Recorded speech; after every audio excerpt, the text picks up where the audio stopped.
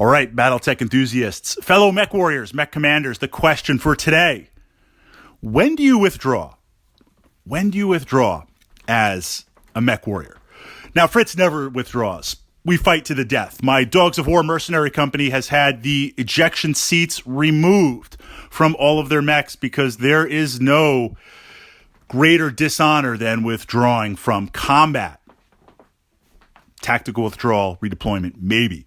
But cowardice or not sticking to fight to the bitter end, we don't do that. Plus, there's no glory in withdrawing. And I'm all about glory. But in the narrative, that is highly unrealistic. If we look at the Battletech universe, and we can play whatever narrative we want, a mech warrior, a mech, Battletech technology, that's pretty high-level stuff. And kind of Inner Sphere, Succession era, Knights of the Realm, feudal lords, you don't want to join the ranks of the dispossessed. So there is this understanding and respect afforded to mech warriors that if my mech is taking a ton of damage and I power down weapons and I withdraw from the table, generally speaking, or the battlefield, other mech warriors will let you go. Now, we can read in the novels and the narratives, there's a lot of time that hasn't even happened with planetary invasions and certain aspects of warfare where mech warriors know there is no powering down. There is no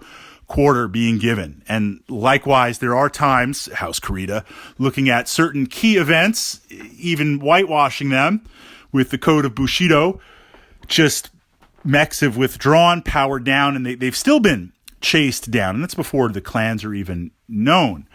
There are rules, force withdrawal, this idea being to simulate that on the table and make sure the players adhere to it. When your mech takes internal damage that could threaten its destruction, center torso, left torso, right torso, it will now look to slowly walk off the table, to go towards the closest table edge, backpedaling, and it's still able to shoot and do things, but that kind of simulates this force withdrawal on the table. Likewise, there's some rules in there for vehicles where if it becomes immobilized, then maybe it'll become abandoned from that perspective. The crew will leave it. You can play with that or you cannot play with that. Most of the Battletech games that I play, and then we're going to jump into the Tactica, I don't withdraw. We are going to fight to that bitter end, or we're going to fight to see what happens. Okay, let's jump into the technical manuals. Let's jump into the tech sheet. You take a little bit of damage. Armor's looking a little thin. When do you start to pull back and maybe move a little bit more defensive? And an example of defensive might be with my archer. Certainly I can hit you from long range with the LRM 20s. But I can also close and now start hitting you with those medium lasers. But if I take damage, I want to start backpedaling and I can still shoot with the LRMs. Likewise, Battlemaster might move up, start hitting you as it moves up with the PPCs. Now we get close. We've got the lasers. We've got the SRM-6. I take some internals. I feel like I'm at risk.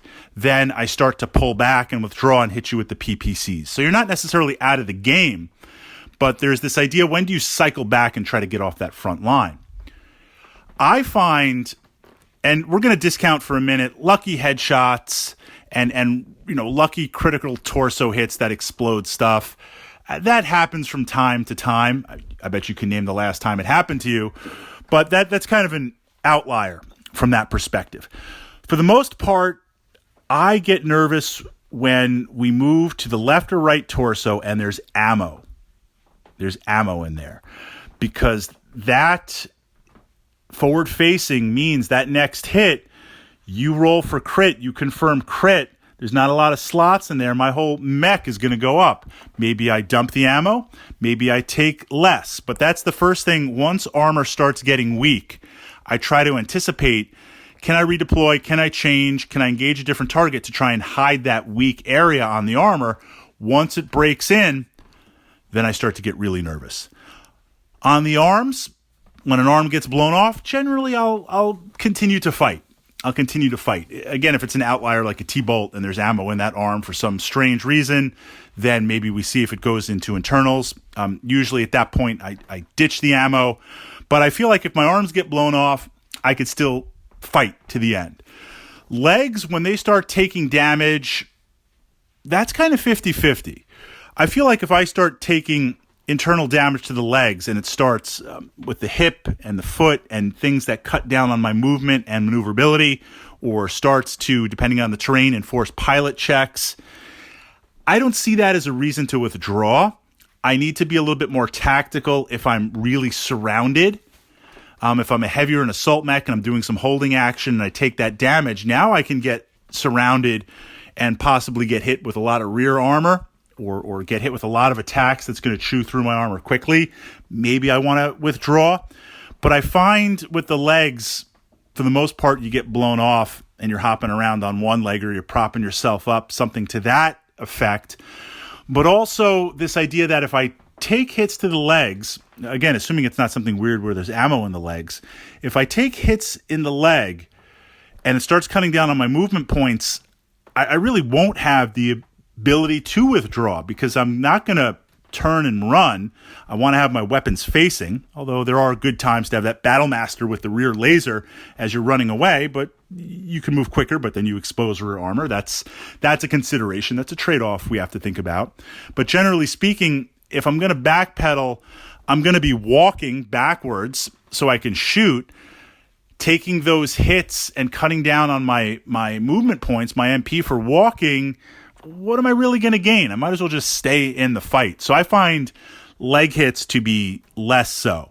Head hits, I never withdraw. I mean, I take one head hit, we'll see what happens, and then from that point, it's like, look, if I take another one, what are the odds of that really, really happening? I know, you can remember the last time you took 2 hits to the head. I did have in one turn. I was on God mode this night. I mean, just even going for glory and the risks that I take from time to time, just the dice gods were with me. And I hit this catapult with 2 medium lasers from 2 different mechs. First one, headshot. Second one, headshot in a row. I mean, it was a beautiful, beautiful sight. When you land a headshot with like a medium laser or a small laser or an AC2, you're like, yay, maybe they'll fail the consciousness check and see what happens. But when you hit them with a large laser, when you hit them with a PPC and you don't blast that head right off and see those salvage rights go just crazy C-bills, that's some pretty epic stuff. But it is pretty rare, so I tend to want to stay in the fight if I take that headshot. Again, assuming it's not like a light or a medium where it's been completely blown off. When I get to center torso, I find, generally speaking, again, assuming it's not an outlier, like you hit me first turn, target location, snake eyes, roll for crit, confirmed crit, how many crits, 3 crits, and it's like, engine, gyro, and it's like, wait, this was only turn 1, opening fire, and you hit me with like 1 missile. Like, what? Just who left that hatch open in that one spot right there? I find from that perspective, when it does go to internal center and I start taking engine and gyro, am I really going to be able to withdraw? Because we got heat, we're surrounded. At that point, pretty much any location that I go, I'm going to be in a lot of trouble. Things have gotten really bad if we're at that point. That said, there have been times where I've taken so much front damage. I had that with a longbow, where I'm taking so much damage, and it's like, you know what, flip the arms and give rear armor.